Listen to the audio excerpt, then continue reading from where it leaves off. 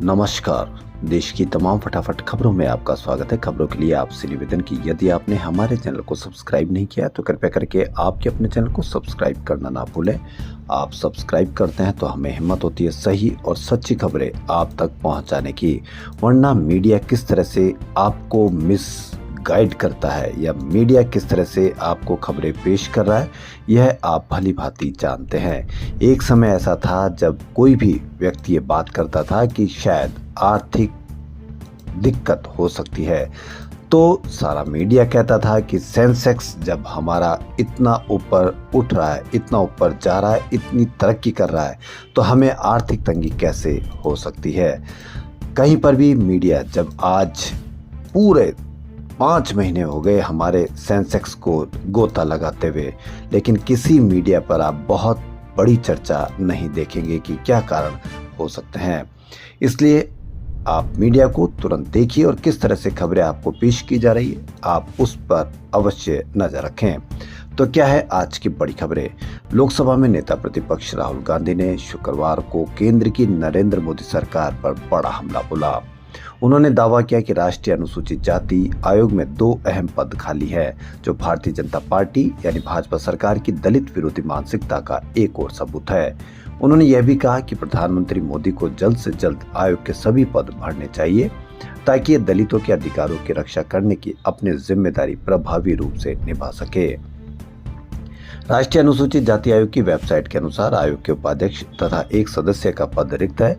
कांग्रेस के पूर्व अध्यक्ष राहुल गांधी ने एक्स पर पोस्ट किया, भाजपा सरकार की दलित विरोधी मानसिकता का एक और सबूत। जी हां, दलितों के अधिकारों की रक्षा करने वाले राष्ट्रीय अनुसूचित जाति आयोग को जानबूझकर उपेक्षित कर दिया गया है। इसके 2 अहम पद पिछले 1 साल से खाली पड़े। उन्होंने आरोप लगाया कि ये आयोग एक संवैधानिक संस्था है। इसे कमजोर करना दलितों के संवैधानिक और सामाजिक अधिकारों पर सीधा हमला है। राहुल गांधी ने सवाल किया कि आयोग नहीं तो सरकार में दलितों की आवाज कौन सुनेगा, उनकी शिकायतों पर कार्रवाई कौन करेगा। उन्होंने कहा कि प्रधानमंत्री जी, जल्द से जल्द आयोग के सभी पद भरे जाने चाहिए ताकि यह दलितों के अधिकारों की रक्षा करने की अपनी जिम्मेदारी प्रभावी रूप से निभा सके। इससे पहले देश के नए मुख्य चुनाव आयुक्त की नियुक्ति पर भी कांग्रेस नेता राहुल गांधी ने केंद्र सरकार पर हमला बोला था।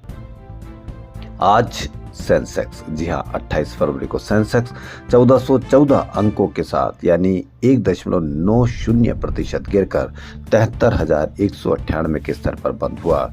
कहीं पर भी आप मीडिया पर सरकार से सवाल पूछते हुए नहीं दिखेंगे, आपस में चर्चा करते हुए जरूर दिखेंगे, क्योंकि चर्चा करना तो जरूरी हो जाता है क्योंकि जब इतना गोता लगा लेता है, लेकिन कहीं पर भी किसी से कोई सवाल नहीं।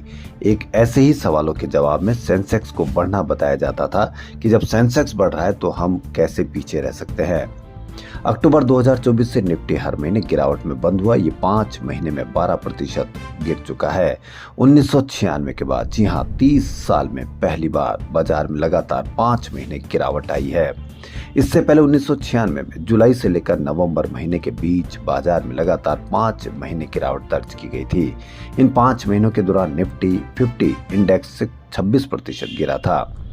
30 सितंबर 2024 को बॉम्बे स्टॉक एक्सचेंज यानी BSE पर लिस्टेड कंपनियों का मार्केट कैप 474 लाख करोड़ रुपए था। यानी कि आपका पैसा, क्योंकि आप खुद लगाते हैं मार्केट में, तो 474 लाख करोड़ रुपए था, जो 28 फरवरी यानी आज घटकर 384 लाख करोड़ रुपए रह गया। यानी इन 5 महीनों में निवेशकों की वेल्थ यानी आपका पैसा, यानी कि आपकी मेहनत की कमाई का पैसा 90 लाख करोड़ रुपए घट गया। ये किसी भी बड़ी सीमा को यह पार करता है, बताता है। 90 लाख करोड़ रुपए घटना, क्या आप इसको मामूली समझते हैं? और मामूली आप नहीं समझते, मीडिया वाले मामूली समझते हैं। इसीलिए कहीं से भी कोई सवाल आपको निकलता हुआ नहीं दिखेगा।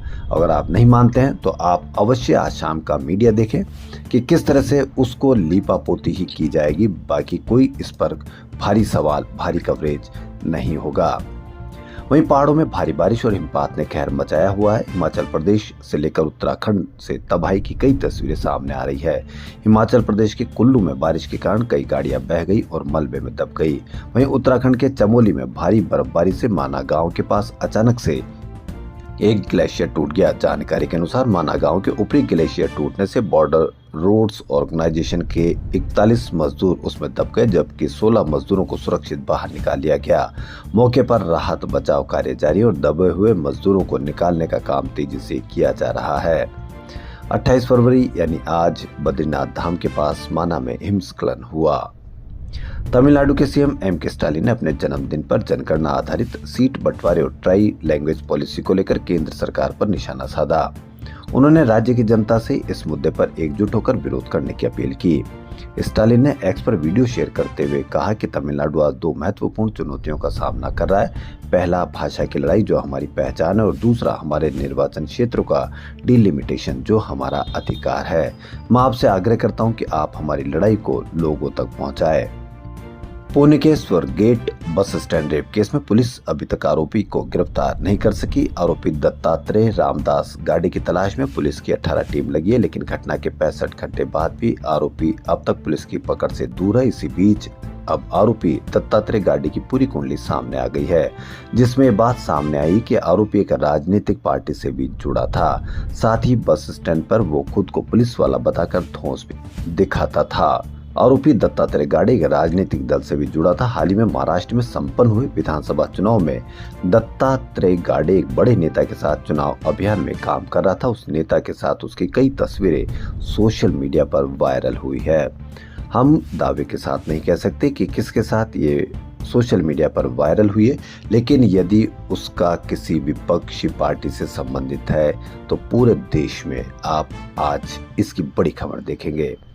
चैंपियंस ट्रॉफी 2025 का 10वां मैच आज ऑस्ट्रेलिया और अफगानिस्तान के बीच लाहौर के गद्दाफी क्रिकेट स्टेडियम में खेला जा रहा है। अफगानिस्तान ने टॉस जीतकर बैटिंग करने का फैसला लिया। जब हम ये न्यूज कवरेज कर रहे थे, अफगानी टीम ने 44 ओवर में 7 विकेट पर 223 रन बना लिए थे। दिल्ली सीएम रेखा गुप्ता ने विधानसभा में हेल्थ डिपार्टमेंट से जुड़ी सीएजी रिपोर्ट रखी है। 7 पन्नों की रिपोर्ट में बताया गया है कि दिल्ली में हेल्थ इंफ्रास्ट्रक्चर की कमी है, नर्स और डॉक्टर्स की संख्या पर्याप्त नहीं है, महिलाओं के स्वास्थ्य प्रोग्राम में फंडिंग की कमी है, एम्बुलेंस में जरूरी उपकरण नहीं है, आईसीयू की कमी है। रिपोर्ट के अनुसार दिल्ली की कम से कम 21 मोहल्ला क्लिनिक में टॉयलेट नहीं है, अस्पताल में स्टाफ की कमी है, बड़े ऑपरेशन के लिए मरीजों को लंबा इंतजार करना पड़ता है। जो इन्होंने कमियां बताई है, उन कमियों को आप दिल्ली की जनता से निवेदन है कि उन कमियों को लिख ले और अब देखें कि किस तरह से उनके इसमें पूरी करती है। रिपोर्ट के अनुसार दिल्ली में 21 मोहल्ला क्लिनिक में टॉयलेट नहीं है। जो 21 मोहल्ला क्लिनिक में टॉयलेट नहीं होने की बात कही गई है, उन मोहल्ला क्लिनिक को देखें और कितने समय में वहां टॉयलेट हो पाते हैं, इस पर आप अवश्य नजर रखें। अस्पतालों में स्टाफ की कमी है, तो किन अस्पतालों में स्टाफ की कमी है उन पर भी आप नजर रखें कि कितनी जल्दी से जल्दी उनमें स्टाफ की पूर्ति करती जाती है।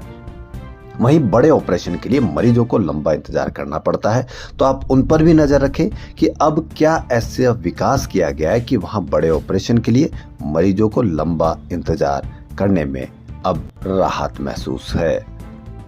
खबरों फिलहाल इतना ही। यदि आपको हमारा चैनल पसंद आए तो लाइक, सब्सक्राइब और शेयर अवश्य करें।